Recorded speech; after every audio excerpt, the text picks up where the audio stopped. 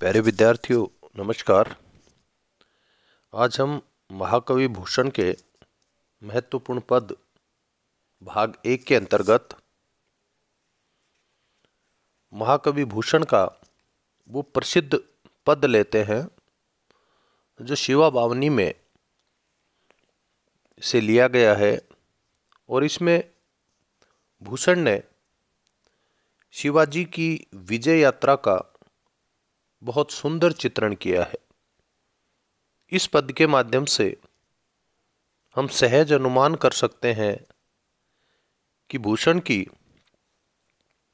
जो चतुरंगिणी सेना थी वो कितनी विशाल थी, कितनी बड़ी थी और किस स्तर के वो योद्धा थे।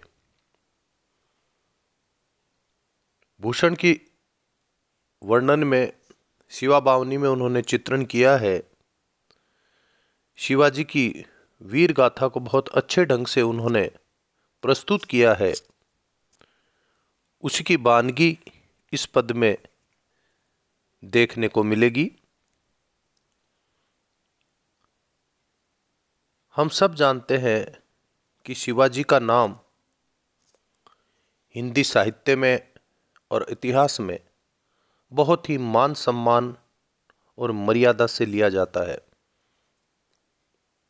वे हिंदुओं की रक्षा के लिए, हिंदुओं की आन बान और शान के लिए लड़ने वाले योद्धा के रूप में भी जाने जाते हैं। यहाँ पर कवि भूषण कह रहे हैं कि शिवाजी किस तरह से अपनी विजय यात्रा पर निकलते थे। वर्णन करते हुए वे पद में कह रहे हैं, साजी चतुरंग सेन अंग में उमंग धारी, सरजा शिवाजी जंग जीतन चलत है। भूषण भनत नाद विहद नगारन के, नदी नद मद गैबरन के रलत है। एल फैल खेल भैल खलक में गैल गैल, गजन की ठेल पेल सैल उलसत है। तारा सो तरनी धूरी धारा में लगत जीमी, थारा पर पारा पारावर यूं हलत है। अर्थात शिवाजी अपनी चतुरंगिणी सेना, चतुरंगिणी यानी वो सेना जिसमें 4 रंग शामिल हैं। 4 रंग का मतलब जिसमें पैदल सैनिक भी हैं, जिसमें रथ भी हैं, घुड़सवार सैनिक भी हैं और हाथियों पर सवार सैनिक भी हैं। तो कुल 4 प्रकार से सजी हुई सेना को लेकर और वो स्वयं और साथ ही उनके सभी जो सैनिक हैं वो बड़े उत्साह के साथ, बड़ी उमंग के साथ युद्ध जीतने के लिए चल पड़े हैं, निकले हैं। या दूसरे शब्दों में चतुरंगिणी सेना अब सज चुकी है उस युद्ध भूमि के लिए। सजने का मतलब तैयार होना, और साथ ही अंग में उमंगधारी, उनके अंग अंग में इस युद्ध के प्रति कहीं पर भी डर और निराशा हताशा का भाव नहीं है, बल्कि उमंग है। वो उस क्षण को प्राप्त करना चाहते हैं, जल्दी से जल्दी विजय श्री हासिल करना चाहते हैं। सरजा शिवाजी जंग जीतन चलत है। सरजा यहाँ पर उस उपाधि को यहाँ उद्धृत किया है जो शिवाजी को अहमदनगर में मिली थी। सरजा यानी सर्व शिरोमणि, सर्व शिरोमणि उपाधि धारक शिवाजी जंग जीतन चलत है। जंग यानी युद्ध, युद्ध को जीतने के लिए चल पड़े हैं। भूषण भनत नाद विहद नगारन के, भूषण वर्णन करते हुए कह रहे हैं कि उस समय युद्ध स्थल पर जब वो लोग जा रहे हैं, चल पड़े हैं, तो उनकी शोभा देखिए। प्रस्थान करते समय अब चारों तरफ नगाड़ों की आवाजें गूंज रही हैं। साथ ही नदी नद मद गैबरन के रलत है।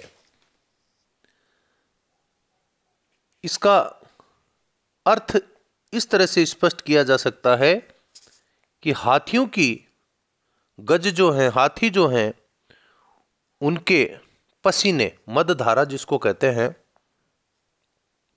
इतने अधिक वो हाथी हैं और इतने वो शक्तिशाली हैं अपने आप में कि उनके यहाँ से बहने वाले पसीने से नदी नाले बह जाते हैं। इतनी बड़ी संख्या में है और इतनी अधिक उनमें ताकत है। उनकी सेना, यूं कह सकते हैं कि हजारों हजारों हाथी हैं जिनके पसीने मात्र से नदी नाले बह जाते हैं। इसके बाद उनकी सेना जब प्रस्थान कर रही है तो बहुत ही बड़ी भीड़ है, बहुत बड़ी संख्या है।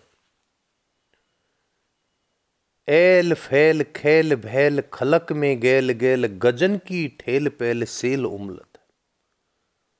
चारों तरफ सेना के जो विभिन्न अंग हैं, जिन चतुरंगनी जो सेना है, वो आपस में एक दूसरे को टकरा रही है, स्पर्श कर रही है, छू रही है।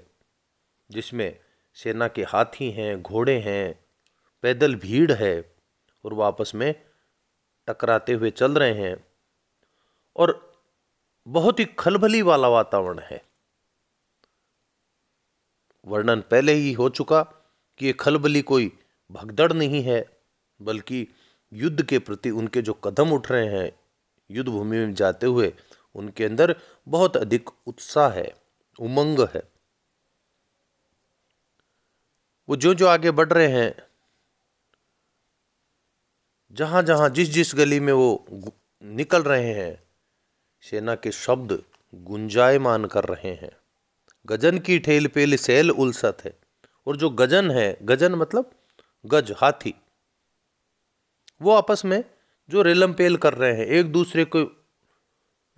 एक दूसरे को धक्का कर रहे हैं, तो उनके जो रेल पेल है उनमें इतनी ताकत है कि यदि वो टकरा जाएं तो बड़े बड़े पहाड़ उखड़ जाएं। फिर आगे वर्णन करते हुए कह रहे हैं, तारा सो तरनी धूरी धारा में लगत जीमी, धारा में लगत जीमी, थारा पर पारा पारावर यूं हलत है। कि सेना जो जो आगे बढ़ रही है, पैदल सैनिकों के चलने से और हाथी घोड़ों के दौड़ने से उनके पांवों से बहुत अधिक धूल मिट्टी उड़ रही है और वो इतनी अधिक आकाश में चढ़ चुकी है कि जो सूर्य है, जो सूरज है, तरनी जो है, वो छोटे से तारे की तरह टिमटिमाते हुए दिखाई देने लग गए हैं। और उपमा यहां पर दी गई है कि वो जो धूल है, उस धूल के कारण समुद्र है वो थाली पर रखे गए पानी अथवा पारे की तरह दिखाई हुई, मतलब हिलता हुआ दिखता है, जिसमें सभी ओर धूल के कण चमक रहे हैं। अर्थात सेना जब चल रही है, आकाश में पूरे में धूल मिट्टी छा जाती है, सेना में बहुत अधिक उमंग है, उत्साह है।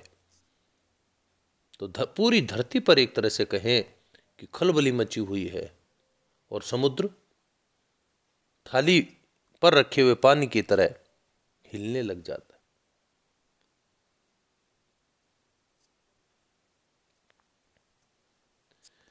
तो यहाँ ये जो पंक्तियां हैं, इनमें जैसा मैंने स्पष्ट किया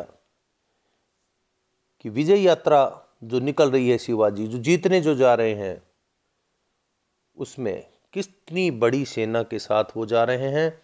और उपमा इस तरह से दी गई है कि इतना बड़ा सूर्य जो पूरी धरती को प्रकाशित करता रहता है, उसको भी जो धूल उड़ रही है यहाँ पर, जाती हुई सेना के पांव से, जिसके अंदर पैदल सैनिक शामिल हैं, घोड़े शामिल हैं, हाथी शामिल हैं, उन सब से चढ़ने वाली धूल ने सूरज को भी ढक लिया है।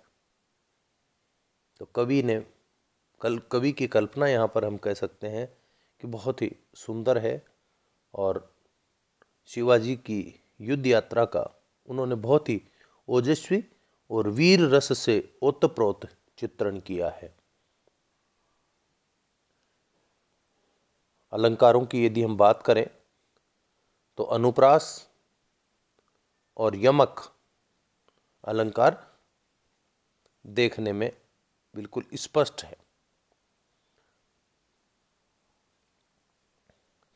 शब्द आ रहा है ना, गैल गैल, और साथ ही चलत हैं, रलत हैं, उलसत हैं, हलत हैं, तो अनुप्रास भी यहाँ पर स्पष्ट है। भावाभिव्यक्ति भी देखने लायक है।